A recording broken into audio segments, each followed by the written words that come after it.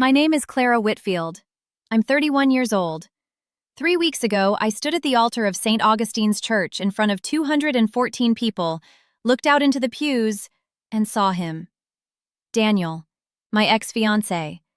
The man who had cheated on me twice, who I had spent 18 months rebuilding my life after, who my best friend of 11 years knew, better than almost anyone, had nearly destroyed me.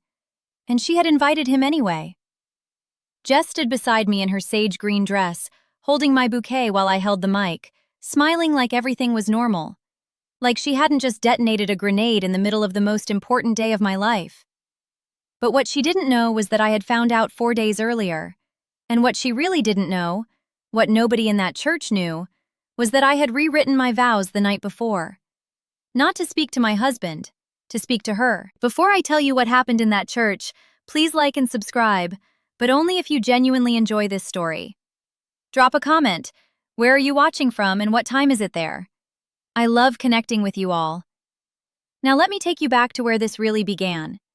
Jess Hartley and I met in 7th grade when she moved to our town and was assigned the locker next to mine.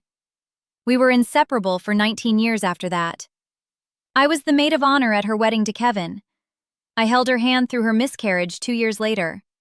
I drove 4 hours in a snowstorm when her father had his first heart attack. That's the kind of friendship it was. Or the kind I thought it was. Growing up, I learned quickly that Jess had a particular gift for centering herself in other people's moments. I told myself it was just her personality. Big, magnetic, the kind of woman who walked into a room and owned it. I loved that about her. For a long time, when I was 19, I got into the creative writing program at Penn State. Full merit scholarship. I called Jess first before my own parents. "That's so exciting," she said. Then, immediately, "I've been meaning to tell you, Kevin asked me to be his girlfriend last night." We spent the next 2 hours talking about Kevin. I told myself it was fine. She was in love. People did that. At 24, I was published in a literary journal for the first time. It was a small thing, but it meant everything to me. I sent Jess the link with a voice note that I'm embarrassed to admit I was shaking while recording. She texted back a heart emoji. Then called me 20 minutes later to ask if I thought her new haircut was too short. I told myself she just missed the significance. She was visual, not literary. It wasn't a slight. At 27, I went through my first round of fertility testing after some health concerns. I was terrified. I asked Jess to come to the appointment with me. She said she had a facial booked and couldn't reschedule. "It's not like they're doing anything invasive," she said. "You'll be fine. Text me after?" I drove to the appointment alone, got news that required a follow-up, drove home alone, and cried in my car for 40 minutes. Then I texted Jess, "All good," because I didn't want to be a burden. I told myself that was what low-maintenance friendship looked like, that I was independent, that I didn't need hand-holding.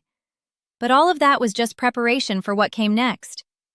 My husband Marcus proposed to me on a Thursday evening in our apartment kitchen, flour on both our hands from the pizza dough we'd been making, a ring he'd hidden in the spice cabinet for 3 weeks. It was imperfect and specific and completely us. I called Jess that night. "He proposed," I said. "Oh my God," she said. "Send me a photo of the ring." I did. She responded, "It's cute. Very simple. The ring is a vintage oval sapphire that Marcus had custom reset because he knows I don't like diamonds, and I love something with history. It is the most beautiful thing I have ever owned." I let it go. When I asked Jess to be my maid of honor, she cried. Real tears. She hugged me and said, "I've been waiting for this since we were 12. I believed every word of it. What followed was 8 months of planning in which Jess treated my wedding primarily as a content opportunity. She created a bridesmaid Instagram account. She suggested venues based on which ones had the best backdrops. She lobbied, twice, to change the color scheme to something that worked better with her skin tone. I accommodated. I adjusted. I told myself she was excited and excitement looked different for different people. And then, 4 days before my wedding, my cousin Alexa texted me. "Hey, weird question. Did you invite Daniel?" I stared at my phone. "What? I just saw his RSVP card on Jess's counter when I dropped off her dress. It had your wedding details on it." I didn't know if you knew. I sat down on the floor of my bathroom. Daniel Torres and I had dated for 3 years in my mid-20s. He had cheated on me with a woman from his gym when I was 26.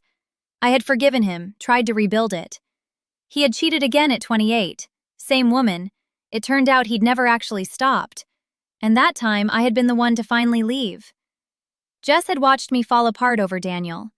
She had brought me soup and wine and held me while I sobbed on her living room floor 2 separate times.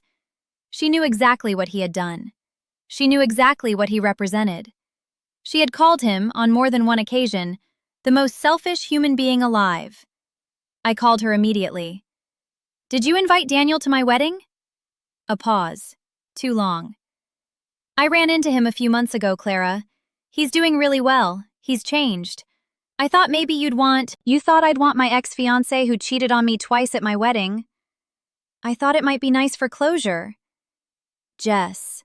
My voice came out very quiet. "Did you send him an invitation to my wedding without asking me?" Yes or no?" "Yes." I hung up.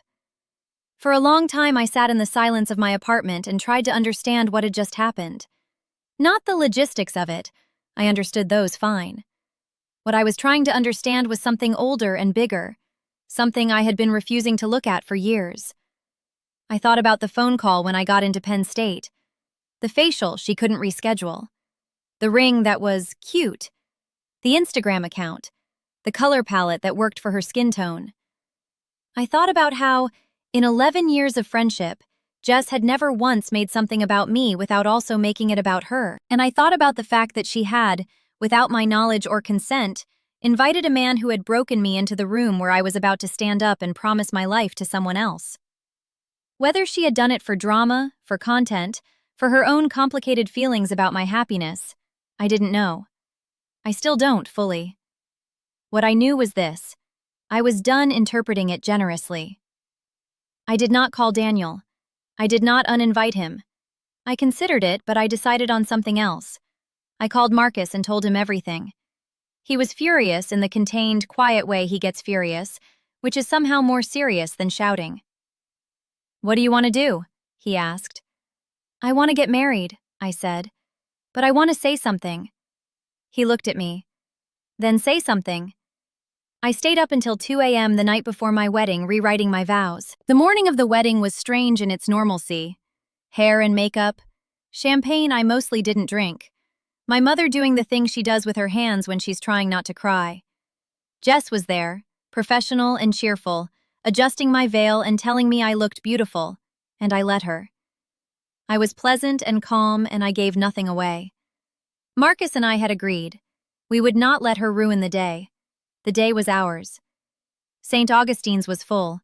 214 guests, most of them people we genuinely loved, who had traveled, who had taken days off work, who were sitting in those dark wooden pews because they cared about us. String quartet. Late afternoon light coming through the stained glass. White peonies and eucalyptus on every row end.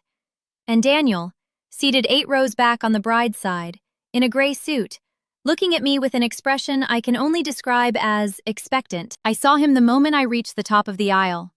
My father was beside me. I took one breath. I kept walking. The ceremony proceeded. The pastor spoke. Marcus saw me from across the altar and did the thing he always does when I walk into a room, which is look at me like I'm the only object in it, and I held on to that. I held on to it very tightly. Then it was time for the vows. Marcus went first. His vows were handwritten, specific, funny in 2 places, devastating in 1. He said he'd spent his whole adult life looking for someone whose mind he wanted to live inside. And then he found me arguing with a podcast at a coffee shop and he thought, there she is.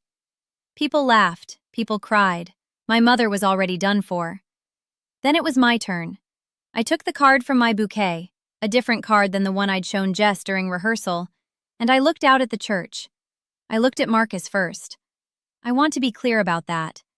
Then I began. I have spent a long time learning the difference between people who celebrate you and people who need to be the most celebrated person in the room. I have spent a long time excusing the second kind and calling it loyalty. I have spent a long time being small in my own story, so that someone else could feel big in it. The room had already gone quiet in the way rooms do when they sense something real is happening. Today, I'm choosing differently. I'm choosing a man who, when I got the call about my health scare 3 years ago, left work in the middle of the day without me even asking. Who read my first novel draft and marked it up with pink post-it notes and told me which parts made him actually stop breathing. Who hid a ring in the cumin because he knows I cook when I'm anxious and he wanted me to find something good on a hard day. I paused, but I also need to say something to someone else in this room, because she is standing 6 feet from me in a sage green dress, and I have been finding diplomatic ways not to say it for 11 years. I heard a sound move through the pews. Not quite a gasp, an intake. I did not look at Jess. I looked at the congregation. To the person who came to every crisis of mine and made it a dress rehearsal for her own, I see you. I have always seen you. I kept letting you back in because I convinced myself that history was the same thing as depth. It isn't. Years don't mean presence. Showing up isn't the same as actually being there. Daniel, 8 rows back, had gone very still. You invited someone to this church that you knew would hurt me. You did it without my knowledge and without my consent. And you stood next to me this morning and fixed my veil and told me I looked beautiful. And I let you. Because I was not going to let you take this day from me too. The church was completely silent now. 214 people not moving. I'm not angry at you today. I actually feel something closer to sad. Sad that you have spent 11 years being my friend without ever really knowing how. Sad that when you looked at this wedding, you saw an opportunity instead of a privilege. Sad that you'll probably leave here today thinking I'm the one who caused a scene. My voice stayed even. I had practiced it staying even. So consider this my vow to myself. I will stop giving the front row of my life to people who only came for the show. I will stop translating cruelty into complexity because we have history. I will stop apologizing for existing loudly in my own story. Then I turned back to Marcus. Only to Marcus. And to you.